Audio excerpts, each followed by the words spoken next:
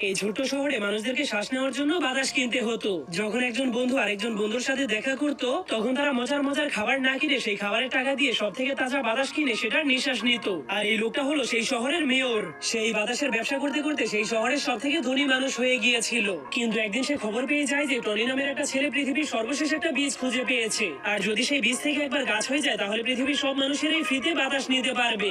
যা হলেই সেই শয়তান মেয়রের বাতাসের ব্যবসা চিরদিনের জন্যই শেষ হয়ে যাবে। এটা শোনার পরেই মেয়র তার বডিগার্ডকে নিয়ে টনি নামের সেই ছেলেটাকে ধরার জন্য জলদি করে তার বাড়ির দিকে যেতে শুরু করে। কিন্তু তখনই হঠাৎ করে রাস্তার মধ্যে তাদের গাড়ি আরেকটা গাড়ির সাথে ধাক্কা খেয়ে যায়। ঠিক তখনই এই সুযোগটাকে কাজে লাগিয়ে টনি তার পরিবারকে নিয়ে সেখান থেকে পালাতে শুরু করে দেয়। কিন্তু তখনই মেয়র তাদেরকে ধরার জন্য একটা রশিযুক্ত বন্দুক দিয়ে তাদের উপর আক্রমণ করে দেয়। যার ফলে তখনই হঠাৎ করে সেখানে অনেক বড় একটা ফ্যান চালু হয়ে যাওয়ার কারণে সেই গাছের বীজটা তাদের হাত থেকে ছুটে একটা বোতলের মধ্যে গিয়ে পড়ে যায়। যা দেখার পর যখনই সেই মেয়রের বডিগার্ড সেই বীজটাকে নেওয়ার জন্য সেখানে যেতে শুরু করে, তখনই হঠাৎ করে সেই গাড়িটা উল্টে যাওয়ার কারণে সেই গাড়িতে থাকা সবগুলো